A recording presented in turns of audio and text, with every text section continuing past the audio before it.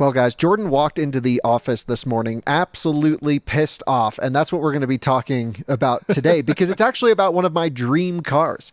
A lot of people think I am an Aptera hater, which is the farthest thing from the truth because my dream vehicle is a weird small car, and the Aptera is this concept still in prototype phase, entering soon series production for the last 15 years or whatever. It is this like solar draped, three-wheeled, very cool, two-seat electric vehicle that has tons of space on the inside. I've had the chance to sit in them. I know both CEOs. Like, I really am fingers crossed rooting for their success because this is one of my dream cars. But we also have to keep it real, Jordan. And you kept it really real today because you were like, what the F are these people doing? What's going on? Why is everyone reporting on this? And apparently, I didn't really know much of this was happening. I actually saw like a quick clip on Twitter, but I didn't really know exactly what was going on. Excuse me, X, not Twitter. You came in mad that everyone is reporting that Aptera is getting this crazy efficiency when they're not. There's so much to go into here. And I don't want to just like hammer them because I think what they're doing is really cool, but I think we need to like let's just step back for a second and maybe you can give us the situation. That's what I want to do. I also want to preface this with I am a huge fan, and I was back in like middle school, high school, literally thinking about putting a reservation down on Elio and then Aptera because those little three-wheel quirky things are my dream. I just want to pull up an article that I found probably back from when you were in high school, which is dated, let me just double check, April 15th, 2010. Okay, so that's 15 years ago. First look, 2011 Aptera 2E. They quoted that the all-new demonstrator now sports a complete interior with impressive levels of fit and finish and materials quality from Motor Trend. Yep. We can rag on them all day long about taking forever to get to market and taking investor money and going slow, but and they ended up failing after that first venture. They came back in 2019? Yeah, so Aptera went, I guess, under in 2011, back in 2019, which means I got excited again in 2019. And I have no doubt, I mean, look at the vehicle, that it will be an efficient vehicle. And that excites me. So Aptera maintains the claim, and like maybe it's not written in these exact words, that it will be the most efficient vehicle ever. And I don't think we are doubting that whatsoever. Agreed. Yeah. I mean, look at it. I have it pulled up on screen here. It's three-wheeled, super, super sleek. Like this makes a teardrop look like a brick, basically. And that's physics. Their aerodynamics, drag coefficient of 0.13. That's extremely slippery. But here's the thing. They've touted basically ever since being reintroduced in 2019, this goal / claim of 10 miles per kilowatt hour, which is a really impressive number. And they initially said, 1,000 miles of range, which basic math means 100 kilowatt hour battery. And it probably a bit more than 100 kilowatt hours because there's always losses. Yeah. And you have to account for some degradation, even though you rate the vehicle when it's new. But buffer, et cetera. Yeah. I've always been concerned about that 10 mile per kilowatt hour claim because I've even asked Aptera this as well. They don't specify in which drive cycle. Yep. So you can't look at what does a Model 3 get, for example, which is the next most efficient car that we've ever tested? On average, I'm getting 5 miles per kilowatt hour. No, I mean, what's the rated range? Oh, the rated range is 363 for mine. So that's like a little over 4 miles per kilowatt. Miles per but kilowatt. So 363 miles of range is done in one of the EPA test cycles, right. The multi-cycle I think Tesla uses. But they can choose a couple different ones, and it just changed this year. But that's in a cycle that is repeatable. That is on a set rolling road with coast down data that's put in times the dyno results plus the recharge efficiency and all of the things that go into an EPA test to say this number is based off of something that is, and I agree, we're always hard on the EPA for not always doing apples to apples because the automakers can find a million different ways to fib it. We have an episode coming on Rivian's dual motor situation because they do clutch disconnects just to get a higher EPA number. But that's based on some test at least. Yeah. The 10 miles per kilowatt hour, any car can get 10 miles per kilowatt hour. You just roll it down a hill, Jordan. Right. I can get 30. I can get a Hummer to get 1,000,000 miles per kilowatt hour for a short drive. So the question has always been, in what drive cycle is the Aptera getting 10 miles per kilowatt hour? Because I guarantee we could find a way to beat it, no question, Yeah. and we could find a way to seriously underperform it, take it to a racetrack and rip on it. Yeah. So, that's what they never specified. They just threw out the 10 miles per kilowatt hour. They threw out the 1,000 miles on a charge. That seems to be gone from their website now. Yeah, now we can't see anything really other than this basically launch series Aptera, which, again, still claiming coming soon. I hope it does because I love it. But this is, and they were actually at a battery expo in Korea recently with the Aptera and its battery pack on display, so there's no secrets there. They're looking at 42 kilowatt hour. Do we know if that's usable? Don't know what's usable. I'm guessing if they're quoting 42 kilowatt hour, I would hope that's usable. Yeah. And they quote 400 miles of range. Right. But we still don't know what cycle. Yeah. Unless maybe this is now it's getting more serious and that's based on WLTP or EPA, or maybe they're really kind of getting there. But I can't find any mention of that 400 miles being rated. They also don't have to rate it in the EPA cycle. Really? Yeah, they also don't have to crash test it. Yep. I think. Motorcycle things, basically? Yeah, because it's a 3-wheel. Yeah, right. So, just like heavy trucks don't have to go through fuel economy testing, I'm pretty sure this class of vehicle means they can make up whatever number they want and throw it on the tin. And as long as it can hit it some way, which, downhill or slow speeds, that's possible. And you can. I have no doubt you can get 10 miles per kilowatt hour out of this thing. You start in Estes Park, end in Fort Collins. Yeah. So basically, what brings us here today is they recently did a road trip. And that excites me as an EV road tripping enthusiast. Well, finally, we're seeing the damn thing on the road, drive-in, headlights on, looks great. Oh, man, I want one so bad, Jordan. Yeah, and a lot of extremely excited people in the comments. A lot of reservation holders, Aptera super fans, and even people... Investors. Yeah, a lot of investors. And people who are just kind of curious who saw this, video of them finally being on the road. That's a big deal. So here's what happened. They recently drove 300 miles from Flagstaff, Arizona, kind of on Route 66, which is fun. And they titled it like a Route 66 trip or something, right? Yeah. So cool. I'd say realistic trip. But I will note that that's a road trip on a road that's not the highest speed.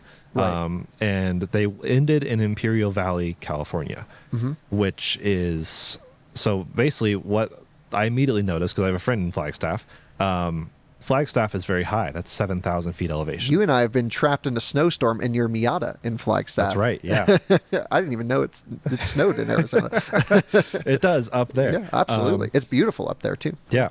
So starting elevation over 7,000 feet. I'm assuming. They didn't say exactly where in Flagstaff. Flagstaff is hilly, but on average... there's no 0-foot elevation Flagstaff. No. Flagstaff is high. That's what we know. And ending... The fact they mentioned specifically Imperial Valley, the average elevation in Imperial Valley is measured in negative, like minus 120 feet, so 120 feet below sea level. So did they mention this in the video? Did they bring up the fact that there was an elevation loss? There was no mention of elevation. And I think that's what I have, I guess I could call it beef. Yeah. Like I'm just kind of searching for the truth here because I am excited for an efficient vehicle. And we do a lot of testing. And we're going to get an Aptera. Like, if it's a thing, I'm buying one. Yeah, 100%. And I'm excited to try it. I mean, I'm hoping to test one out soon because I'll be where they exist. And we know we've had friends. Robert from Aging Wheels did a cool video. Yep. Forrest has covered it. We've seen it, but we've been hesitant to cover it just because it was so far from production. Well, until they're like, drive it. Yeah. I don't really want to film it because it's been 15 years or whatever of nothing. Yeah. And I'm not here to give them free promotion. I don't want to get our audience excited. Yes. For something that's not going to be real. That's the point. And when I say free promotion, I mean, we never accept money from any automaker. I'm just saying, like, I don't want to pump them up. We don't want to pump up people for the wrong reason. And my hope is it's going to be real, just not what they claim, but it'll still be record breaking in so many ways. But they're just doing extremely lofty claims. So this road trip, like I said, 7,000 feet downhill, essentially. I mean, probably some little uphills and downhills. That's a huge asterisk for them to leave out here. Starting elevation and ending elevation, that's the bulk of what matters here. Right, because it'll all go up and down, but your overall elevation loss is over 7,000 feet. 7,000 feet, and that's only in 300 miles. Damn, dude. And they didn't say that. Is that like Nikola territory? Well, maybe not as bad. Nikola made some headlines by going downhill. That didn't go well. But I mean, lots of footage of it driving. Like sure, I have no doubt it did this road trip, and it did it with, here's the figure, 122 watt hours per mile. That is about exactly 8 miles per kilowatt hour. Still That's what very impressive. Yes, but that is what all the headlines are saying. 8 miles per kilowatt hour, record breaking, amazing. Now, from the clips that I saw, it still was not a series production vehicle. Right. And there were some things missing. Can we quantify those just so we're being fully transparent? Yes. So Aptera said that it was, first of all, a bit heavier, because it was, production intent, like development vehicle, basically. So they're, probably production drivetrain. I'm guessing like they're getting close with a lot of things, but it was missing some interior pieces, but then they also had some steel, which will eventually be lighter components. So they said, hey, FYI, this is a little bit heavier than it will be. Okay, in but production. But they're going downhill, so that I know the weight might help. You still got to pull it up on the stuff, and there are I squared R losses every time you got to output or input regen or power. But in all of our testing, weight doesn't make the biggest impact on efficiency. Aero does. Aero does, and there was an aero thing here, right? Yes, I'm trying to remember exactly what they said, but all I know is they did mention that there was a piece that was missing that would be aerodynamic improvement. Trying to remember where that was, but they got a big improvement to make here. Yeah, so that, as I say, the aero would help, yes, for sure. But offsetting that 7,000 feet elevation loss, I mean, we're not talking probably what we would say 70-mile-an-hour constant highway speeds either. Yeah. These are typically bit slower. They're like one way each way, right? B road-ish. Yeah. So you're probably talking 50s, 60s miles an hour. Still good moving speed. But that's the thing. We just don't know yet. But they didn't share how much heavier. They didn't share. The only data they shared was 122 watt hours per mile. And that's so misleading without the asterisk of, if we're right in this, which I'm pretty sure we know Flagstaff is high and wherever the heck they ended is low. Yeah. Losing over 7,000 feet of elevation is a massive, massive advantage to getting more efficiency. Here's my issue, Jordan. All the claims of 10 miles per kilowatt hour are pretty much gone, but I think we know that the 42 kilowatt hour pack, they're claiming 400 miles. So maybe, they're right around 10 miles per kilowatt hour, close enough. They didn't even achieve that, losing 7,000 feet of elevation. That's what I'm worried about. Not worried that much, because realistically, even 8 miles per kilowatt hour, well, maybe we should say 7, or I don't know what it'll be. It's still going to be a really efficient, cool looking car. But they can put whatever number they want on there. Right. Like, I'm really curious to see what it does in our testing. Yeah. Because we can then rate it against all the other vehicles in our 70 mile per hour test. And I'm curious what my car and a Lucid, like, it'd be super cool to do a Lucid Pure in this exact route. Yep. Because that's touted as like the most efficient car. And I bet this will still beat it. Yeah. Oh, yeah. The Lucid, I don't think would match the Aptera, but I don't think it'd be that far off, which would be really interesting to test. We got to do that. Lucid, do you want to? Okay, so I think we need to get a Lucid Pure. We need to bring your 3. Maybe Aptera will join us as well. Yeah. It'd be so cool. But if not, we still got to do it. And I think we do that exact 300-mile route or whatever and compare that to the 70 mile per hour efficiency we get on those vehicles to try and gauge a rough idea as to what this thing might come in at in a realistic highway efficiency test. I have a couple questions for you, though, Jordan. Okay.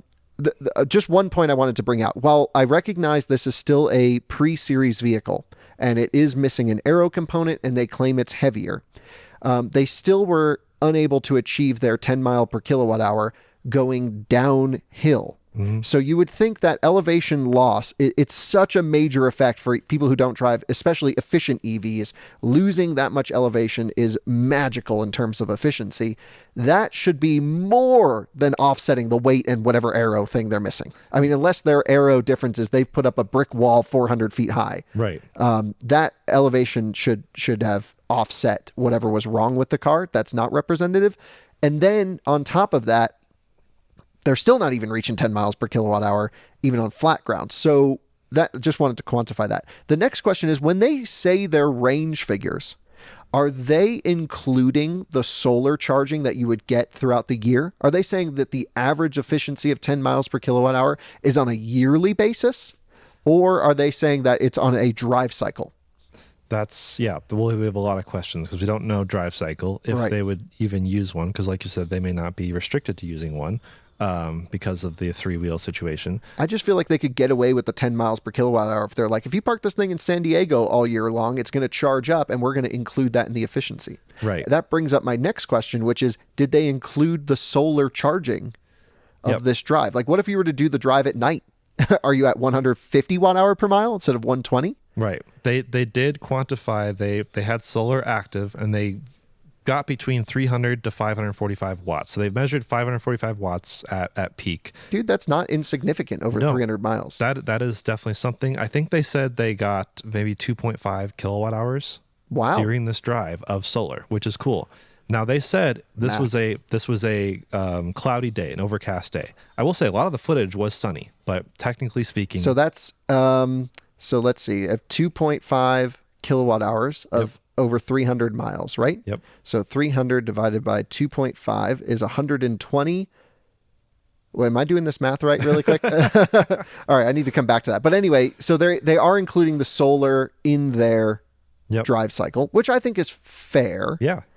Because the vehicle is getting that range. But I also think they should, like that 100, there's even with the solar, they're not getting 10 miles per kilowatt hour, which means at night your car goes less far. Yep. Because you'll have the draw of the headlights and no solar. Yep. And typically colder air at night, which means... Oh, me either. I don't understand, Siri. And that also means at night you have higher air density because you have colder temperatures. Yep.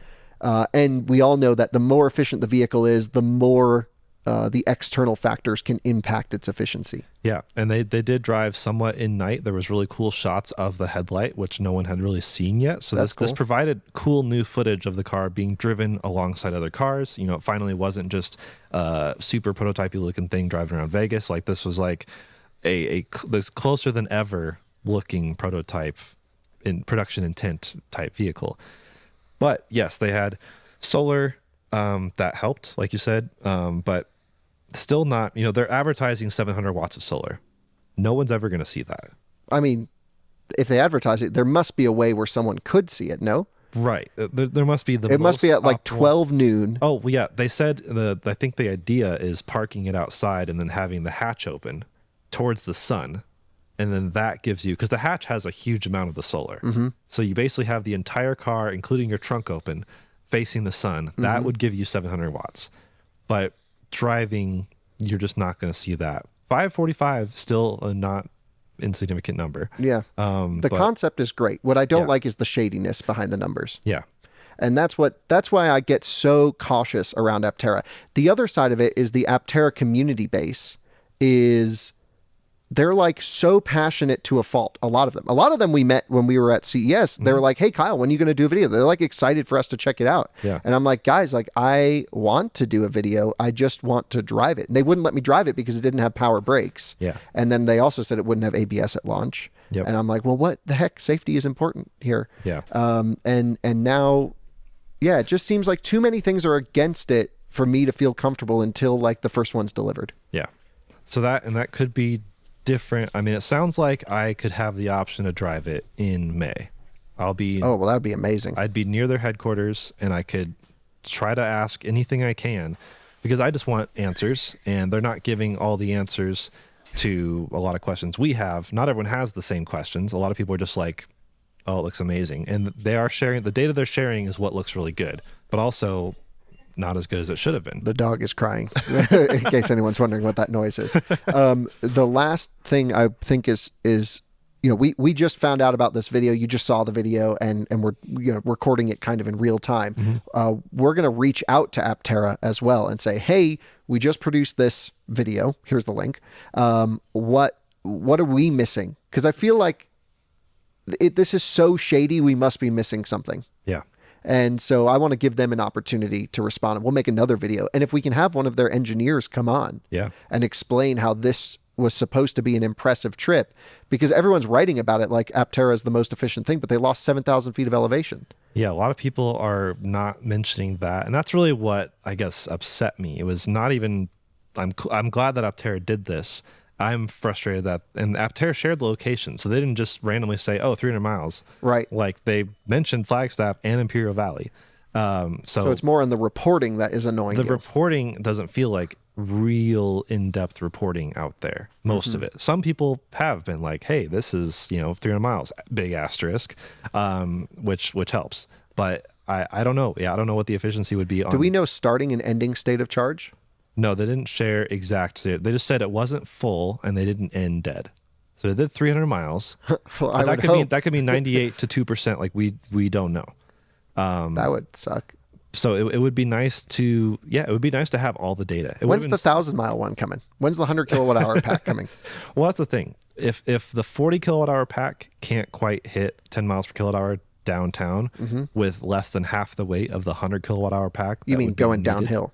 Down. I was like, downtown, you actually probably could hit that. Right, yeah. But that's less than half the weight of the much bigger battery needed to get that theoretical 1,000-mile number, which they have removed from their website. So maybe they've binned that, kind of like Apple binned the Air power. Yeah. It's just secretly gone away. Yeah. But no, that was such a selling component for me, was 100 kilowatt hour, 10 mile per kilowatt hour. I also asked them this too. I'm like, there's no way that the 100 kilowatt hour version gets the same range as the 26 kilowatt or whatever the small one was going to be. Yeah. And they were like, well, we just rated it. I'm like, well, I don't understand. This doesn't make sense. Yeah, because now there should be an even lesser one with like 26 kilowatt or something. Yeah. Because they're claiming one with like 260 miles of range. Yeah. But if the 400 mile range car did 300 miles of some questionable, we don't know what percent of battery it used, downhill, I mean, that's not looking good for the 400 actual miles.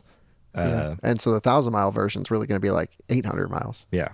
Which would still be awesome. Like, all these things still seem like numbers that point to a car that I would love. Yeah, it's still class leading, still going to be totally efficient, still going to be absolutely rad, but they got to stop lying to people. Yeah. And the reporting's got to look into this. Yeah. I would love to see more numbers, or let us gather numbers. And what they should have done was invited us if they wanted it to be legit, but I get the feeling they didn't want it to be legit. Yeah.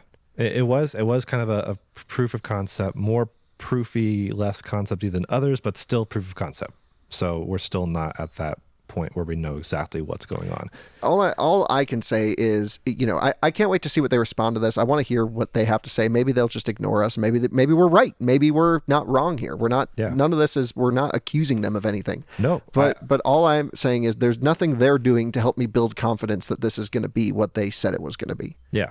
So on one hand, I'm still extremely excited. I'm still excited to drive it. I've been told I can drive it. I'd be really curious if that's been redacted after this. Well, they remember at CES, they were like, oh, you can come over and drive it. And then it turned into, oh, you have to ride in it. Yeah. And that's when I was like, oh, what the heck? Yeah. So I would have to like actually drive it, or I'll just make a video of saying like, here it is, but I'm literally not allowed to drive. I don't know. Yeah, I feel like, I've always been super cautious, but we have the Bits channel, this one, to cover stuff like this. I don't know if I'm putting it on reviews. We can't do a review because it's not available to purchase. Right. But we do review prototypes, Jordan. Like, to be fair, we did Cadillac Optic, we've done Taycan stuff, we've done other things that are like pre-series in studios, but they're from automakers that have like proven that we know like, it's coming. This is part of the plan of the car and it will come. Yeah. And if it doesn't come as they say, we will hammer them, as we always do. But that's very unusual, especially when you're dealing with these big, automaker stuff. With a startup like Aptera that's had years, where literally the subtitle of this Motor Trend article from April 15, 2010 is electric three-wheeler nearly ready to hit the streets. Yeah. From 2010, forgive me, I'm absolutely cautious to put this on our channels because I feel like it ruins our reputation a little bit unless we really are sure that this is going to be a legit thing. But we can put it on Bits. We can have some fun. Yeah. The Aptera people are so cool. They're so passionate. And I mean that by like the investor group. Yeah. But man, do they hate me. I like them. I think they're cool. We all have the same passions. They just don't like that I'm skeptical. And I think they need to be more skeptical in general. Yeah. Because this, on top of all the other stuff that's going on, doesn't feel like the company's being transparent. They're doing these videos all the time. I watch them. They're like, everything's good. We're reaching this point, reaching that point. I'm like, this is not how a traditional automaker operates. And it's good that they're going to be different, but it doesn't help me build confidence. Right. They're taking good steps. I love seeing the Aptera content. I like that they're active on YouTube. Yeah. It would be cool if other automakers did that kind of thing. It reminds me of Nothing. For those who are like tech enthusiasts, like the Nothing phone, like that channel is awesome. awesome and active, and they post all sorts of stuff. And Never heard of it. oh well, it's not It's nothing. It's nothing, cool. yeah. But like Aptera gives me that vibe, which I appreciate, and so I want them to take maybe another step of being even more transparent. If this really is in the move, like they say, like they're getting people really excited. Everything like CES, we saw them. They brought so many people there. They're getting That was kind of weird, though. yeah. Well, even on this road trip video, they ended it or posted something saying like, okay, leave a comment, subscribe, and share something, and then we'll give you a free reservation and like an Aptera camping kit or something. What? Or a chance to win. Sorry, a chance to win any of that stuff. So they're really trying to drive engagement too, which I'm all for engagement, but that also feels a little fishy. I don't know. Yeah. I don't know why. I have a fishy feeling about the whole thing. Always kind of have. And it's not, this isn't helping it. That's all I can say. Yeah. So I hope we're going to email them right now. Yep. And we're going to say, hey, we just produced this video. Please get us someone to talk to help us understand why this is a good thing. Yeah. Because as far as I can tell, they lost huge elevation with just some small components. The weight doesn't even bother me that much, Yeah. but the aero component. Yeah. You know, let's say they even got 9 miles per kilowatt hour. That should be on flat ground. Yep. And here they lost 7,000 feet and they've got 8 miles per kilowatt hour. Yeah. Very impressive if that's what they were saying it would do. Yep. But the 10 mile per kilowatt hour number is baked into my head. And this is just, I'm not seeing any of that. Yeah. Unless they're factoring in, like I said, the solar production throughout the year, which to me feels really fishy. Yeah. That's just lame. I want to know the drive cycle. Yeah.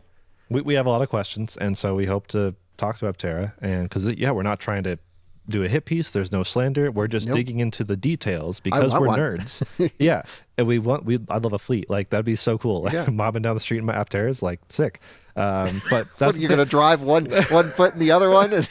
no, multiple of us. Okay. But even this Inside EVs article from like 2020 is saying 1,000-mile EV Aptera open pre-orders at that point with a 1,000-mile thing and bringing deposits out. And the price was way lower back then, right? Well, that's the frustrating thing with this, Inside EVs article. Aptera reveals $25,900 1,000-mile EV, but those are two different cars. That's the low spec. That's the Lucid thing of Yeah. like, Oh, gosh, and they fell into it. Yep. It's like they were advertising for them. Yep, basically.